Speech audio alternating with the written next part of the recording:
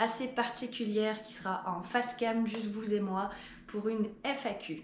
En effet, la semaine dernière, je vous ai demandé de me poser des questions sur Instagram et j'ai décidé d'y répondre aujourd'hui en vidéo. Donc je vais me munir de mon téléphone, de toutes les questions que j'ai notées et je vais vous expliquer ça. J'ai décidé de tout regrouper en 5 catégories. Immigration, donc comment s'est passée mon immigration, les questions sur le logement, les questions relatives à l'emploi, au mode de vie à Montréal et surtout à mes projets, qu'est-ce que j'imagine dans le futur. Petit disclaimer, tout ce que je vais vous raconter aujourd'hui ne me concerne que moi. Comment est-ce que j'ai vécu mon expérience, comment est-ce que je ressens les choses, quel est vraiment mon point de vue sur la situation. Bien entendu, tout le monde est différent, vous n'aurez pas forcément les mêmes expériences que moi, ni les mêmes ressentis, etc. Mais on va dire que cette vidéo est une safe place et qu'on va tous se respecter les uns les autres. Pour vous remettre dans le contexte, je suis arrivée avec mon chéri sur le territoire le 22 septembre 2023. On a pris un vol de Toulouse à Montréal en direct. À notre arrivée à l'immigration, ça a été quand même très rapide. On a attendu que 40 minutes maximum, le temps de recevoir notre PVT dans les mains. Je viens d'arriver à la première partie de cette vidéo qui est donc dédiée à l'immigration. Donc la première question qu'on m'a posée, c'est est-ce que c'est facile d'obtenir un PVT? Je dirais pas que c'est facile, parce que le PVT, donc le permis vacances-travail, c'est sur tirage au sort. Donc c'est au petit bonheur la chance. Nous, on est un cas vraiment à part, on le sait, on est très chanceux. On s'est inscrit dans les bassins du PVT en novembre 2022 et on a été tirés au sort tous les deux le premier jour des tirages de 2023, donc le 9 janvier 2023. On a eu vraiment énormément de chance. Donc chacun a eu son PVT, on a pu faire nos démarches en même temps ensemble, on l'a obtenu le même jour, notre lettre d'introduction. Mais pour répondre à ta question, non, ce n'est pas forcément facile d'obtenir un PVT. Il faut garder à l'esprit que cette notion de chance est vraiment omniprésente. Je pense que plus vous vous inscrivez tôt, plus vous avez de chance, parce qu'il y a moins de monde dans les bassins du PVT. Par exemple, si les premiers tirages sont en janvier, vous avez tout intérêt à vous inscrire avant le premier tirage, plutôt que de vous inscrire en mai, alors qu'il y aura déjà 6 mois qui sont passés, et du coup 6 mois de tirage au sort derrière. Attention, les 2 dernières années ont été quand même un petit peu étranges et spéciales concernant les PVT Canada, parce que les tirages au sort se sont surtout effectués entre le mois de janvier et de mars. Et après, il y a eu une grande période où il n'y avait plus rien, et les tirages restants ont été faits courant septembre-octobre avant la fermeture des bassins. Est-ce qu'il va en être de même pour cette année et les années prochaines? Je ne sais pas du tout. Je vous dis juste ce que j'ai un petit peu observé ces 2 dernières années. Alors, question suivante. Quelle ville conseilles-tu pour un PVT? Je suis arrivée à Montréal. Je ne connais que la vie à Montréal parce que c'est la ville où on s'est établi pour l'instant. Et je peux que te la conseiller parce que vraiment la vie à Montréal est incroyable. C'est une ville qui bouge tout le temps, on ne s'ennuie jamais, il y a énormément de choses à faire et à découvrir, que ce soit culturellement parlant, pour les adresses food, pour tout, vraiment pour tout.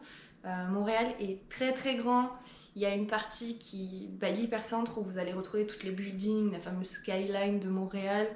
Mais si vous vous excentrez un peu, vous pourrez trouver une vie un peu plus citadine avec des quartiers vraiment résidentiels. Donc je trouve que dans la même ville, il y a possibilité d'avoir différents modes de vie. Et Montréal est vraiment, vraiment agréable pour ça. Je ne connais pas les autres provinces et grandes villes du Canada, mais je suis sûre que vous pourrez trouver des informations sur d'autres vidéos de pédétistes et je vous invite grandement à aller les regarder.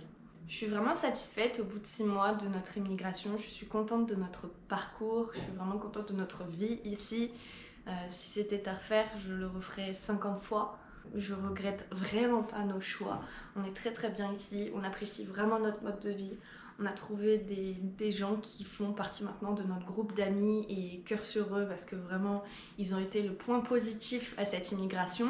Je pense que sans eux, la vie aurait été un peu différente, on se serait peut-être senti un peu plus seul et là c'est pas le cas, donc je suis vraiment contente d'être bien entourée et d'avoir pris ma petite routine ici. Donc c'est vraiment le fun, mais on en parlera plus tard aussi dans les prochaines questions.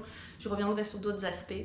Si on passe à la partie 2 qui est raccord avec le logement, on m'a posé la question de Qu'est-ce que j'ai comme logement? Qu'est-ce qu'on a avec mon chéri comme appartement? Nous, à notre arrivée, donc on est resté dans un Airbnb pendant 10 jours avant de commencer les recherches d'appartements. On a fait le choix de passer par une courtière en immobilier qui nous avait été recommandée sur les groupes Facebook et je la recommande également vivement. Je mettrai les informations en barre d'infos pour que vous puissiez les retrouver parce qu'on a vraiment vécu une superbe expérience et pour tous les nouveaux arrivants, maintenant je la recommande. Elle s'appelle Lily et elle a été à fond dans notre projet. On avait vraiment une deadline, c'est-à-dire qu'on arrivait le 22 septembre, il aurait fallu idéalement qu'au 1er octobre on ait trouvé un logement. Parce qu'ici, tout le monde emménage le 1er du mois et on ne voulait pas attendre encore un mois entier et repayer un Airbnb qui coûte quand même très très cher. On lui avait dit, nous au 1er, on veut être dans notre logement. Et elle a tout fait pour que ça arrive et je la remercie mais vraiment vivement parce que grâce à elle, aujourd'hui, on est logé. Donc on a trouvé un appartement, un 3,5, ce qui correspond à un T2 en France, donc on a une chambre fermée. On est en plein centre-ville, à quelques pas du métro Atwater sur la ligne verte, donc entre Atwater et Guy Concordia, si vous voulez regarder encore une fois sur les plans.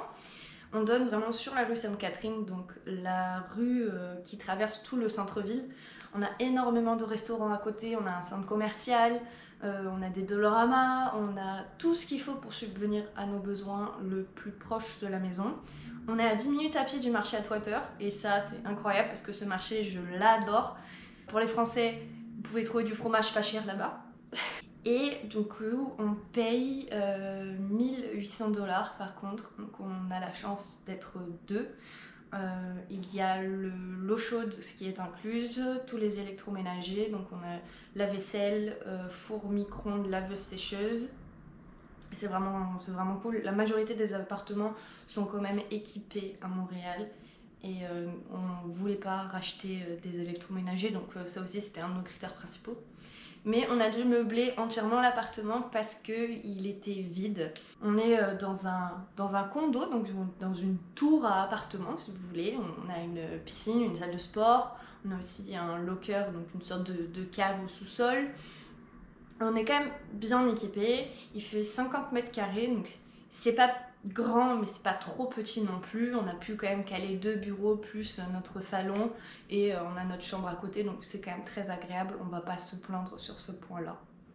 Évidemment je pense qu'il y a possibilité de trouver moins cher. Si on s'excentre un petit peu et qu'on trouve un logement en périphérie ou dans les quartiers un peu plus résidentiels, le coût de la vie et le coût de la location sera beaucoup moins cher. Même si j'ai mis un petit doute parce que le prix des loyers à Montréal est en train d'exploser considérablement. Mais nous, pour une première expérience, ça nous tenait vraiment à cœur d'être en centre-ville et de vraiment profiter de la ville et d'être au centre de son activité. Donc c'est un choix personnel qu'on a fait et qu'on regrette pas du tout, on y est vraiment très très bien. L'appartement est très bien isolé, on paye pas des factures vraiment considérables en électricité, c'est très très correct.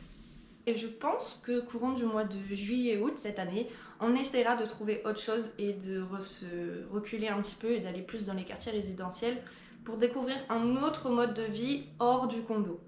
C'est notre souhait en tout cas, à voir si on trouvera et si ce sera possible dans notre budget, mais ça, ce sera pour une prochaine FAQ, très certainement dans 6 mois. Si vous avez en tout cas d'autres questions sur le logement, n'hésitez pas à les poser en commentaire ou à m'envoyer un DM sur Insta, je répondrai à toutes vos questions. Je sais que là c'est un peu succinct, mais je pense quand même avoir fait grosso modo le tour de la question. On va passer à la catégorie emploi. On me demande, est-ce que être en PVT est un frein à la recherche d'emploi ? Je ne pense pas. Honnêtement, je ne pense pas. En tout cas, dans mon cas, ça ne l'a pas été. On m'a demandé évidemment quel était mon statut. J'ai été très honnête parce que de toute façon, ça ne sert à rien de mentir. Ils vont vous demander votre NAS et avec votre NAS, donc votre numéro de sécurité sociale canadien, ils pourront voir quel est votre statut. Être en permis ouvert n'est pas forcément un frein à la recherche d'emploi. Ça dépend bien évidemment quel secteur vous recherchez.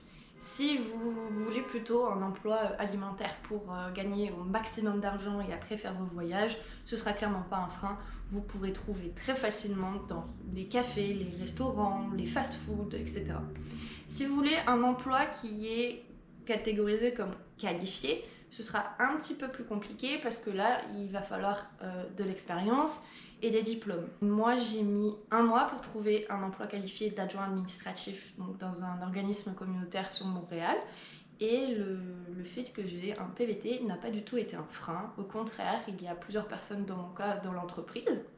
Mais avant de trouver cet emploi, j'ai quand même essuyé de nombreux refus ou de non-réponses, hein, très sincèrement. Faut vous y attendre. Québécois/canadien aime bien ne pas du tout donner de retour par courriel. Et donc cette question fait écho à une autre qui me demande: as-tu facilement trouvé un travail? As-tu postulé à distance? Alors, effectivement, j'avais commencé ma recherche d'emploi depuis la France, mais c'était très compliqué parce que je n'avais pas encore de numéro canadien. Donc à l'époque, je suis passée par l'application Fongo qui simule des numéros pas forcément que canadiens. Vous pouvez avoir un numéro du monde entier selon l'indicatif. Donc j'avais payé l'application qui coûtait 6 € je crois, et j'avais le numéro canadien, mais on ne m'a jamais rappelé. On ne m'a vraiment jamais rappelé, on ne m'a pas envoyé de message, je crois qu'on m'avait laissé un seul message vocal, et quand j'ai voulu rappeler, j'avais pas eu de retour. Donc depuis la France, c'était pas pratique pour une deuxième raison également. Les recherches d'emploi ici se font quasiment de la veille pour le lendemain. Vous n'allez pas avoir comme en France des recrutements qui vont se faire parfois 1, 2, 3 mois à l'avance. Ici, c'est un petit peu moins le cas. Généralement, quand ils ont besoin de recruter, c'est que c'est déjà trop tard. Donc c'est ça, moi j'ai trouvé vraiment sur place. J'ai fait aucune entrevue en présentiel. Toutes mes entrevues étaient en distanciel sur Teams, sur Google Meet, sur Zoom, sur beaucoup d'autres plateformes, mais personne ne m'a rencontré en présentiel. Je ne sais pas si c'est une technique qui est vraiment courante ou c'est surtout les emplois où moi j'ai postulé qui étaient comme ça, mais il faut s'y attendre également. Qu'est-ce qui te motive pour que tu aimes ton travail? C'est une très bonne question. Je trouve que la mentalité au travail française n'a vraiment rien à voir avec la mentalité québécoise. Ici, le télétravail, c'est dans les mœurs. Vous pouvez avoir la plupart du temps des emplois en mode hybride avec soit une journée, soit 2 journées en présentiel, le reste du temps en télétravail. Et je trouve que juste ce point-là donne un réel équilibre à votre vie personnelle / professionnelle. Les Canadiens / Québécois s'adaptent beaucoup plus aux gens en leur proposant ce mode de travail hybride. Je ne sais pas si c'est clair pour vous. Ici, on a peut-être moins de semaines de congés payés, mais avec ce mode de travail, vous n'avez pas l'impression d'avoir eu une énorme semaine le vendredi soir. Quand vous arrivez le vendredi, votre semaine, elle a été, c'est passé, c'était smooth, vous voyez. En tout cas, c'est mon ressenti dans ma boîte. C'est ce qui fait que j'aime énormément travailler pour eux. Moi, on m'oblige à venir en présentiel le mardi parce que c'est la journée où tout le monde se retrouve pour faire les réunions d'équipe. Donc c'est vraiment le moment de ma semaine où je vois tous mes collègues. Et le reste du temps, généralement, je suis chez moi. Il y a des fois où je vais aller 2 fois par semaine au travail, mais ça dépend. Et là, avec l'hiver et les températures qui sont quand même un petit peu fraîches, ça me fait plaisir d'être chez moi, dans mon cocon, de travailler. Alors, je fais un 35 heures, mais horaire flexible. C'est-à-dire que si je veux faire du 8h, 16h, je peux, du 9, 17, je peux. Tant que mes tâches sont faites, j'organise mon travail de la manière que je souhaite. Donc, en fin d'après-midi, j'ai encore le temps pour des activités, pour voir des amis, pour faire des restaurants. Je me sens pas épuisée. Et au contraire, je profite même très bien de la vie canadienne, donc c'est un gros plus. Donc pour répondre à ta question, c'est ça qui me motive à aimer mon travail, c'est vraiment le mode de fonctionnement des emplois ici au Québec. Je ne pourrais pas revenir à un mode de travail en 5 jours sur 5 en présentiel. Après, encore une fois, ça me concerne, c'est ma vision des choses, c'est la manière dont je le vis et dont j'appréhende. Donc, c'est ça. On va passer au mode de vie et je trouve que ça fait une belle transition. Est-ce que le coût de la vie à Montréal est élevé?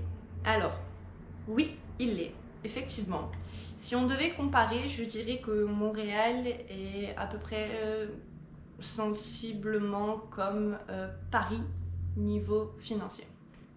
C'est-à-dire que le panier de courses moyen est quand même élevé pour un couple, hein. Je vais parler encore une fois pour moi, on est deux ici. Donc nous, on ne se prive pas parce qu'on aime bien manger. On aime vraiment bien manger, donc on ne se met pas non plus entre parenthèses. Et on va dire qu'on fait les courses tous les 10-15 jours et qu'à chaque fois, on en a à peu près pour entre 120 et 150 $. Donc on va dire 75 $ par personne sur la tranche haute pour 10 à 15 jours. Ce qui équivaut, je sais pas, à 50 €, quelque chose comme ça. Il faudrait faire la conversion, c'est à peu près ça. Et oui, certains produits sont chers, surtout le fromage, tout ce qui est jambon. La viande, je trouve qu'elle est abordable, mais tout ce qui est après crème liquide, donc crème fraîche, etc. pour faire votre cuisine, je trouve que c'est un peu plus cher. Donc ça, je pense que c'est vraiment propre à chacun. Après, il y a des enseignes qui sont plus chères que d'autres. Si vous allez au Super C, c'est des produits qui sont quand même à moindre coût par rapport au IGA, par exemple. Si vous prenez l'habitude de faire vos courses au marché, vous pourrez trouver des légumes, des fruits et des légumes à moindre coût également, tout comme le fromage qui est quand même moins cher en fromagerie, surtout au marché à 3 heures. Ça dépend vraiment de votre mode de vie et de votre mode de consommation, mais il y a possibilité de s'en sortir très très bien, même pour une personne seule. Si on parle logement, les logements sont très chers à Montréal, ça c'est un fait, c'est vraiment hors de prix je trouve. C'est la plus grosse dépense qu'il faut prévoir et il faut y être mentalement prêt, c'est vraiment très très très cher. Mais à côté de ça, l'Hydro-Québec, je trouve qu'on ne paye vraiment pas grand chose, surtout pour un mois d'hiver. Notre appartement il est chauffé à entre 22 et 23 degrés et notre facture d'Hydro-Québec sur 2 mois elle doit être à 110 $. 110 $ sur 2 mois, c'est vraiment pas grand chose. Si vous le remettez au mois, ça fait à peu près 50-55 $. Si on divise par 2 parce qu'on est 2 personnes, ça nous revient à moins de 30 $ chacun. Et si on remet ce tarif-là en euros, ça fait moins de 20 € d'électricité par mois par personne. Je trouve ça vraiment, vraiment abordable. Bon, après, vous avez les tarifs, les forfaits de téléphone ici qui sont un petit peu plus chers. Ça, c'est clair. Vous n'aurez pas le forfait free à 2 €. Ici, ça n'existe pas. C'est beaucoup moins développé. Mais on va dire que certaines choses sont plus chères, certaines choses le sont moins, qu'au final ça s'équilibre et j'estime que le mode de vie que j'avais en France est vraiment semblable à celui que j'ai aujourd'hui au Canada. Encore une fois, je le redis, ça dépend vraiment de chacun, ça dépend des habitudes alimentaires, ça dépend des habitudes de vie, mais si on fait attention à ce qu'on consomme et au nombre de fois où on sort en extérieur, il y a vraiment, vraiment moyen de s'en sortir et vous pouvez profiter de votre vie sans forcément vous serrer la ceinture tous les mois. Alors, est-ce qu'il faut être bilingue anglais pour vivre à Montréal? Je vais parler exclusivement de Montréal. Le Québec est donc une province francophone. La majorité des personnes parlent français. Vous aurez certains endroits où vous allez côtoyer des personnes exclusivement anglophones. Je pense par exemple à certains restaurants, au Dolorama, etc. Là, oui, il faudra parler anglais. Après, vous n'avez pas besoin d'avoir un grand niveau d'anglais. C'est vraiment des conversations basiques et simples qui s'arrêtent au bonjour, merci, j'ai besoin de ça, est-ce que je peux vous aider, etc. Si vous vous en sortez un peu et que vous arrivez à avoir une conversation classique et basique avec quelqu'un, ce sera très très bien. Après, venir vivre ici vous permettra aussi d'augmenter votre niveau en anglais et de progresser rapidement. Moi, mon entreprise me procure des cours d'anglais, donc des cours qui sont axés plus business, mais ça me permet vraiment de faire évoluer mon vocabulaire et de progresser beaucoup plus rapidement. Donc, si vous souhaitez prendre des cours également sur place, c'est toujours un plus. De toute façon, l'anglais est une langue universelle que vous pourrez parler dans tous les pays. C'est même plutôt essentiel de connaître quelques bases sans forcément être bilingue. On va passer à la dernière partie de cette vidéo qui est sur les projets. Et on me demande si je prévois de voyager. Alors, oui, bien évidemment.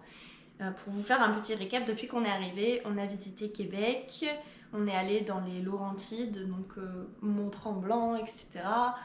On a fait un petit tour aussi du côté de la frontière des US pour aller dans la ville de Burlington. On s'est quand même pas mal baladé autour de Montréal dans un rayon de 2 à 3 heures de route. Là, notre objectif pour l'année 2024, c'est déjà le week-end de Pâques d'aller faire un road trip entre Salem et Boston. On va passer 4 jours là-bas. J'ai trop hâte, je documenterai sur cette chaîne, bien évidemment qu'il y aura des travel vlogs, ça va être trop fun. On aimerait aussi aller fin d'année en Floride pour faire Miami, toute la côte de la Floride, les Everglades, faire évidemment les Universal Studios et peut-être Disney World selon le budget. On est en train d'économiser pour ça, donc on verra ce qu'on aura la possibilité de faire ou pas.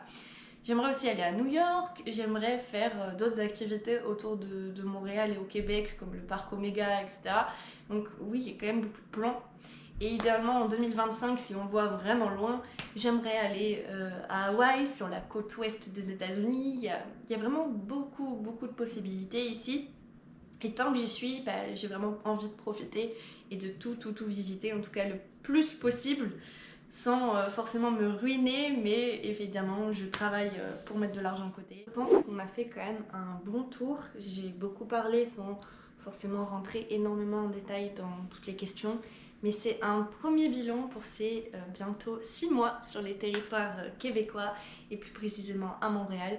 Je suis vraiment contente de partager ça avec vous sur YouTube.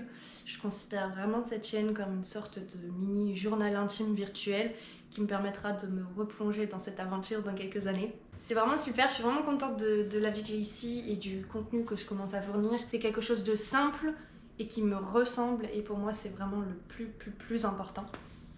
Donc merci à vous d'avoir visionné cette courte vidéo.